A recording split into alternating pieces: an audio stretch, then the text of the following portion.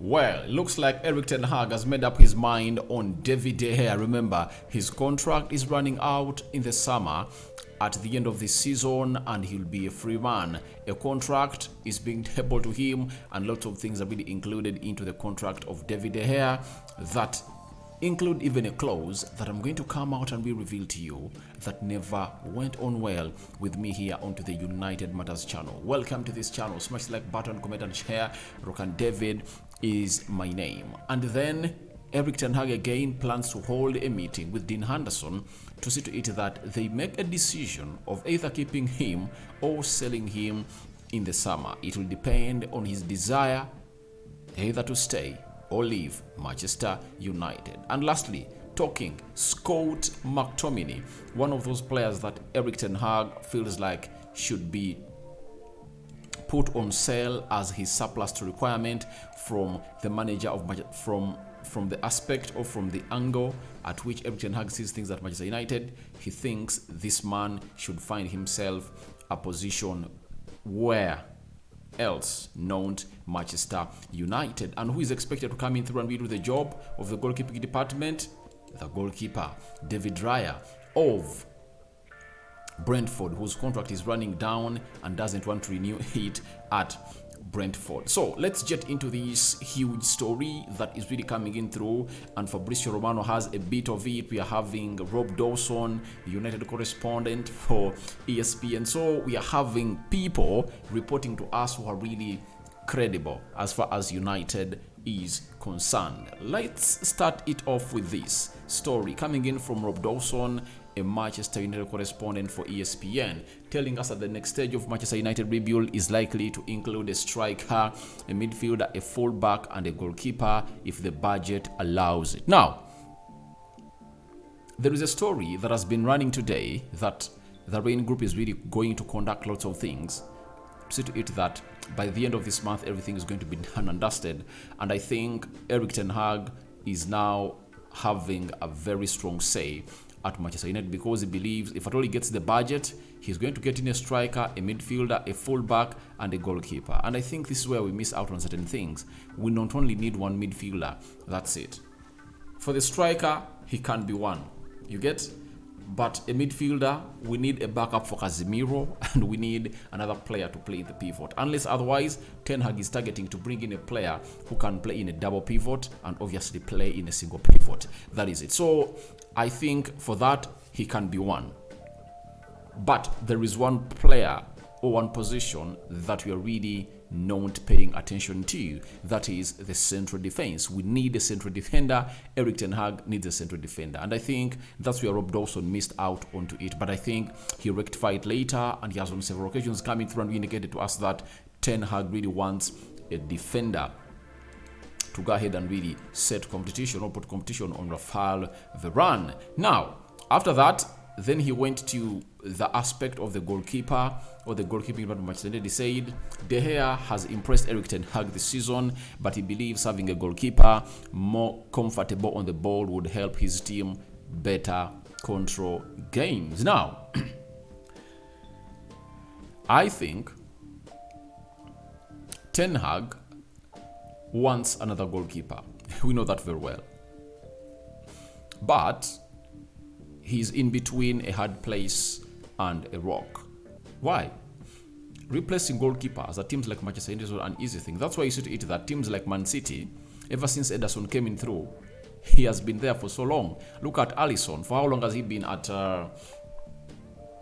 Liverpool? You get? I saw Iker Casillas be a goalkeeper for Real Madrid for like 16 years. So, one huge department known to tamper with because it comes in a lot of pressure is the goalkeeping department. I remember when Louis van Gaal decided to really start Sergio Romero ahead of David De Gea because David De Gea wanted to go to Real Madrid, and this deal failed on the deadline day because United submitted into the paperwork late. But you saw the pressure that Sergio Romero was having. He was a good ball-playing goalkeeper, good shot stopper, and every time David De Gea was on the bench, he couldn't concentrate. But guess what? Every time David De Gea came in goal, and Sergio Romero comfortably knew his position, that I am a backup or an understudy to David De Gea. He came in through and played in the UEFA Europa League, and we even lifted the trophy, you know that very well, under, I think, Jose Mourinho. So, to me, I think it's tricky. It's tricky. Why? We are being told that David De Gea is being offered a new contract of £250,000 a week. But there is a clause that indicates how much he will be paid if at all he doesn't play. You get? Having a goalkeeper, paying him £250,000 a week, and conceding a cutoff of £125,000 a week. That means you've given him allowance and clarity that he's really going to be the first choice goalkeeper. That's it. You can't tell me that you can keep a goalkeeper like David De Gea, paying him £250,000 a week, and is a backup goalkeeper. That's out. That's where, to me, I've not yet accepted that Ten Hag is going to bring in a goalkeeper to come in and take over David De Gea's number one spot. I've not yet accepted this, guys. I've not yet accepted it. You get? Unless otherwise, United aren't going to give David De Gea a new contract, and they agreed that he's going to be a free agent to make it easier for him to get another club where he wants to play. That's it. But if at all you tell me that he's going to be given a new contract, that means the other goalkeeper they're going to sign up is going to be a backup. It is cynical to pay a goalkeeper £250,000 a week, yet he's going to be a backup goalkeeper. Where do you find it? Where do you find it? And there is no way David De Gea is going to put pen on paper on the new contract that is going to be given when he doesn't have an assurance from Erik ten Hag that he's the first choice goalkeeper, because he knows that might really result into him getting onto the bench, and secondly, moving him on will be hard because United is not good at selling players. You know that very well. So, to me, my understanding tells me that if Ten Hag doesn't want David De Gea here, he's going to let him go. He's not going to give him a new contract. But the moment he gives him a new contract, obviously, that would be an indicator that's going to be a first choice goalkeeper for United. And secondly, talking of controlling the game, when has David De Gea failed them to control the game? I believe, even in our play going forward, we have not yet reached that level of playing at where Ten Hag wants us to be. So, why do people think that the goalkeeper is the reason as to why Ten Hag's system has not yet been orchestrated or filled in completely in these players of Manchester United? That's not the case. The case is simple. Ten Hag first needs to get other players forward and then think of the goalkeeping department. I think that should come last. David De Gea's replacement should be the cherry on the cake, not even an icing on the cake, according to me. That's it. So that's what I think about David De Gea, and I see him as one of those players that is going to be here if at all Ten Hag really thinks that way. Then, again, Rob Dawson. Manchester United are set to hold meetings with Dean Henderson's representatives this month before making decisions on his future. For Dean Henderson, I think we are wasting time. Why should you hold talks with a player who Ten Hag talked to in December, telling him to consider returning to Manchester United as a second choice goalkeeper, and he said no? Again, he's going to let you know that I don't want to be there. I want to stay at Nottingham. If Nottingham gets relegated, I'll get a Premier League club that's going to sign me up. Guys, sell me. Sell me. You get? I see no reason as to why they should go ahead and really hold talks with Dean Henderson. Dean Henderson will only return to Manchester United if at all he's a first choice goalkeeper. That's it. Unless otherwise, Ten Hag is going to promise him that I'm going to make you the first choice goalkeeper of Manchester United. But if that's not the case, Dean Henderson won't allow to return to Manchester United. And the decision has already been made. Ten Hag talked to him and he told him the truth. And that's what I like about Dean Henderson. He told the manager, if I'm returning to Manchester United, I should be the first choice. So, Ten Hag, in his entire history, we know how he really hates egocentric players. You get? And if your ego is so high, you part ways. Ten Hag parted ways with the GOAT of the game, one of the GOATs of the game, that is Cristiano Ronaldo. Who doubts that Ronaldo is not one of the GOATs? Messi is a GOAT and Ronaldo is a GOAT. But Ten Hag parted ways with Ronaldo because of his ego, big ego, you get?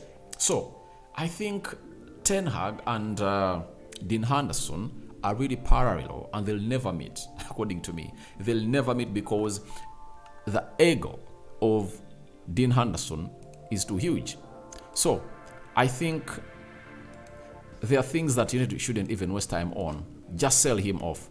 Sell him off, get close to 30 or 40 million pounds from him, and obviously spend it to other players that we need at the club, because we need a central defender, we need a right back, we need a midfielder and a striker. 4 or 5 players are needed by Erik ten Hag, and just know we need to we need to sell to buy, and that should be made early enough. One thing I credit about Manchester United is, because they know that our summer spend is all about selling to buy, they are trying to get these players up for sale ready.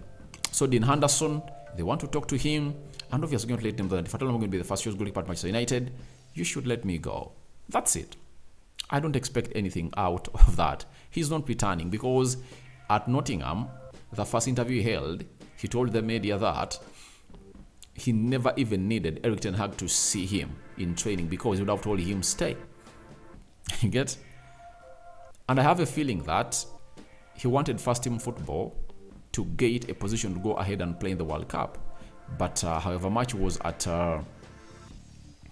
Nottingham, he failed to impress the English manager, that is Gareth Southgate, and he went with Pickford, Ramsdale and Nick Pope. But I think age is still on his side. He can compete well and obviously make it up high in the sky. That is Dean Henderson for you. Then Fabrizio Romano has issued a statement about the goalkeeping department of Manchester United, and he has told us that Brentford goalkeeper David Raya, linked with Manchester United, is expected to leave Brentford in the summer. He has turned down 2 contract bids in the last month and is waiting for a big move. Now, are we going to go in for David Raya? Because at the end of this season, he'll be left with 12 months on his contract, meaning that's going to go out on a cheap. Will United get this goalkeeper? Let's wait and see, because David Raya was one of those goalkeepers that went to the World Cup, and he's looked at as one of those goalkeepers that Ten Hag can build his career on. So, to me, I believe we might also have a situation at United where they bring in a second choice goalkeeper and Ten Hag will keep on making interchanges depending on the game. That's possible. He might give David De Gea 3 Premier League games, and the next one he gives David Raya and gets him a Champions League game. He can do that because you're going to be playing in 4 competitions: Champions League, Premier League,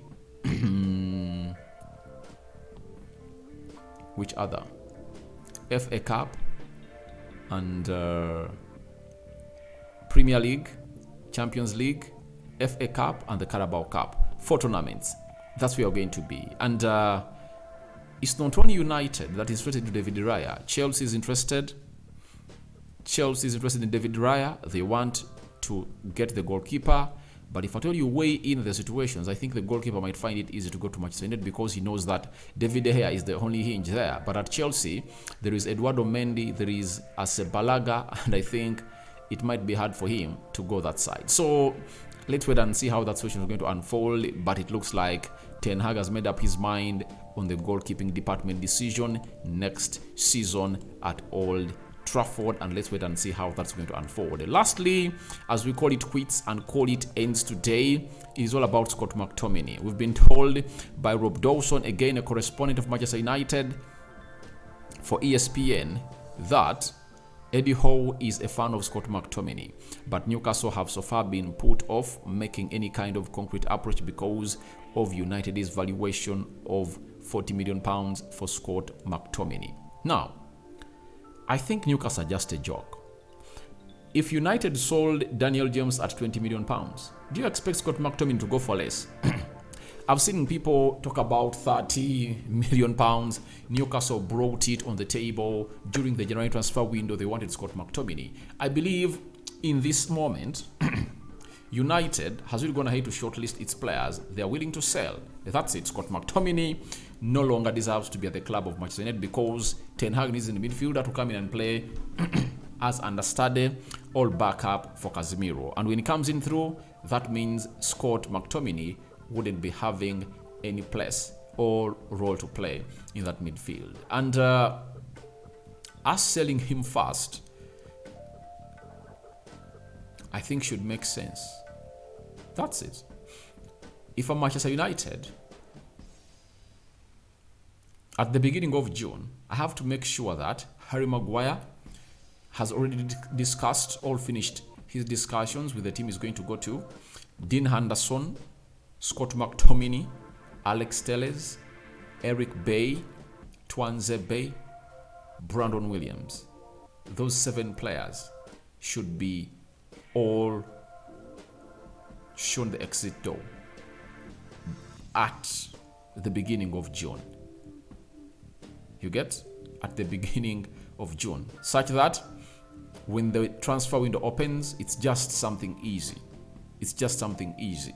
You get? 1st July, they just have to submit the papers and they go to those clubs because we need that money in. We need that money in. You get?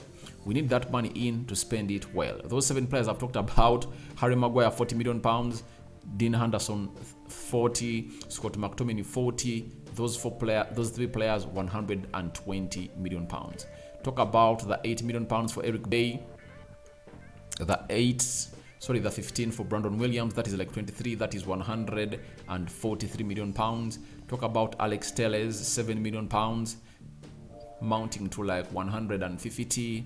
Then who else? Tuanzebe and so on. So let's sell these players. Let's offload these players early enough to see to it that we get in these players early enough for the club of Manchester United, such that in the preseason, Eric Ten Hag gets the players he wants. So guys, your thoughts on Ten Hag making up his mind on David De Gea, Dean Henderson and David Raya are welcome in the comment section below. Scott McTominay, £40 million evaluation by Manchester United. Do you think it's realistic? All Newcastle are really saying the truth that he's not worth £40 million. Remember, this is a United player and United don't sell cheap. That's it. So guys, I sign out for now. See you later. Good morning. See you later as we prepare for the game between United and Real Betis today.